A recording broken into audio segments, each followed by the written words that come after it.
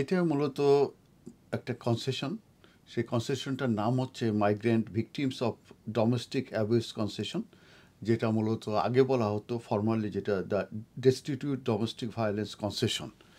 তো এটার ক্ষেত্রে মূলত যেটা বলা হচ্ছে যে spouse of A British citizen যদি হয়ে থাকে এবং তারা যদি ভিকটিম অফ ডোমেস্টিক ভায়োলেন্সের শিকার হয়ে থাকে, তাদের জন্য আহ, ইয়ে, এক ধরনের সিচুয়েশন এবং এক ধরনের লিভ গ্রান্টেড হবে। আর যারা ওয়ার্ক রুট কিংবা স্টুডেন্ট হিসাবে আছে, তাদের যে স্পাউস, তারা যদি ডোমেস্টিক ভায়োলেন্সের শিকার হয়ে থাকে, সেক্ষেত্রে গেলে তাদের জন্য আলাদা ধরনের লিভ গ্রান্টেড হবে। তো আমি প্রথমে যে ওয়ার্ক রুট কিংবা স্টুডেন্ট হিসাবে যারা আছে তাদের ক্ষেত্রে কি আহ, হবে সেটাই আমি এখন বলার চেষ্টা করি। প্রথমে যেটা বলে রাখা ভালো সেটা হচ্ছে যে এই পলিসিটা কিন্তু মূলত একটা কনসেশন এবং এটা outside of the immigration rules. তো ইদানিংকালে আমরা জানি যে যারা স্টুডেন্ট হিসেবে আসছে কিংবা ওয়ার্ক রুট ভিসায় আসছে, তাদের স্পাউসরা ভীষণভাবে হিউজলি দেখা যাচ্ছে ডোমেস্টিক ভায়োলেন্সের শিকার হচ্ছে। তো এই সিচুয়েশনে তাদেরকে মূলত হোম অফিস থেকে হেল্প করার জন্যে এই মূলত কনসেশনের যে পলিসি যেটা আমি বললাম সেটা ইন্ট্রোডিউস করা হয়েছে এবং 4 এপ্রিল 2024 থেকে এটা মূলত ইমপ্লিকেশন হয়েছে। এখন এলিজিবল ব্যাপারে আমি বলবো, যদি যারা এই অ্যাপ্লিকেশন করবে ওয়ার্ক রুট কিংবা স্টুডেন্ট ভিসা যারা আছে, তাদেরকে অবশ্যই অ্যাজ এ পার্টনার হতে হবে এবং তাদের পারমিশন টু এন্টার কিংবা স্টে দেশে থাকতে হবে এবং তারা অবশ্যই অন ওয়ার্ক রুট কিংবা একটা স্টুডেন্টের স্পাউস হতে হবে। আর এই যে ডোমেস্টিক ভায়োলেন্স হয়েছে, সেই ডোমেস্টিক ভায়োলেন্সের কারণে মূলত তাদের যে রিলেশনশিপ আছে সেটা ব্রোকেন ডাউন হয়ে গেছে due to victim of domestic violence.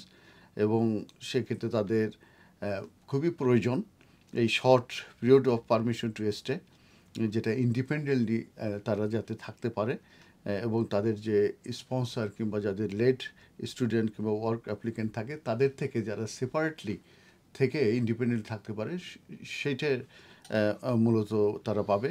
এবং যে অ্যাপ্লিকেন্ট যদি wants to option to apply for access to the public funds, এবং যদি ওই অ্যাপ্লিকেন্ট মনে করে যে তারা পাবলিক ফান্ডসের জন্য অ্যাপ্লিকেশন করবে, তাহলে এই অ্যাপ্লিকেশনটা গ্রাউন্ড হওয়ার পরে তারা আবার আলাদাভাবে কিন্তু এই অ্যাক্সেস টু পাবলিক ফান্ডের জন্য কিন্তু অ্যাপ্লিকেশন করতে হবে।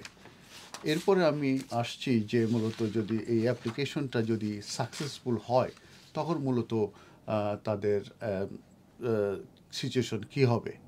তো আমি যেটা বললাম যে যে migrant victim of domestic abuse কনসেশনের যে রিকোয়ারমেন্টসগুলো আছে সেগুলো যদি কেউ মিট করে, তাহলে তাদেরকে মূলত outside of the immigration rules 3 মাসের জন্য তাদেরকে লিভ গ্রান্ট হবে outside of the immigration rules, এবং সেক্ষেত্রে তাদের পারমিশন থাকবে এমপ্লয়মেন্টের জন্য। কিন্তু সেটা no request to public fund থাকবে, তাদেরকে মূলত পাবলিক ফান্ডের অ্যাক্সেস দেওয়া হবে না।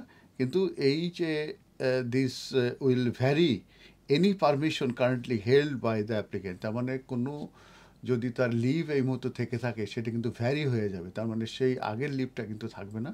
তাদের নতুন করে এই ভিকটিম অফ ডোমেস্টিক ভায়োলেন্সের হিসাবে তাদেরকে 3 মান্থের leave outside of the immigration grant করা হবে। যারা এই অ্যাপ্লিকেশনটা মূলত তাদের ভিসা শেষ হওয়ার আগে করবে, এই অ্যাপ্লিকেশন পেন্ডিং থাকার সময় মূলত তারা 3C দ্বারা প্রোটেক্টেড হবে এবং তাদের আগের যে টার্মস অ্যান্ড কন্ডিশন থাকবে অ্যাপ্লিকেশন পরে ঠিক একই টার্মস অ্যান্ড কন্ডিশন থাকবে। যখন তারা এই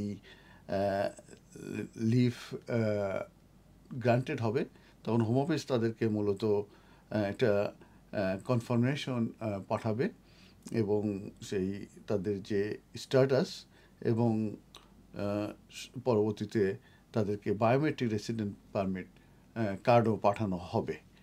তো এবং যদি তারা এই অ্যাপ্লিকেশন সাকসেস হওয়ার পরে যদি মনে করে যে তাদের পাবলিক ফান্ডের প্রয়োজন রয়ে গেছে, তাহলে তারা ডিপার্টমেন্ট ফর ওয়ার্ক অ্যান্ড পেনশনের কাছে মূলত তারা অ্যাপ্লিকেশন করবে টু রিসিভ পাবলিক ফান্ড, এবং সেই ক্ষেত্রে অবশ্যই ডিডাব্লিউপি অ্যাসেস করবে এগেনস্ট দ্যাট অ্যাপ্লিকেশন যে ক্রাইটেরিয়া আছে সেই ক্রাইটেরিয়াগুলো তারা মিট করতে পারে কি না।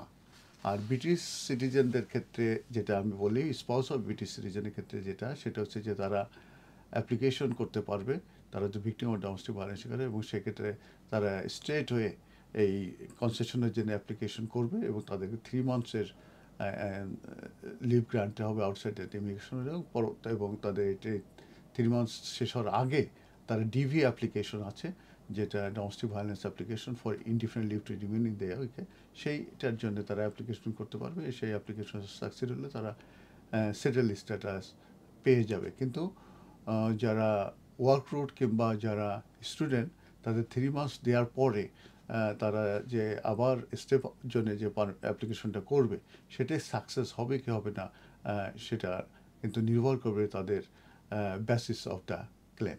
ধন্যবাদ।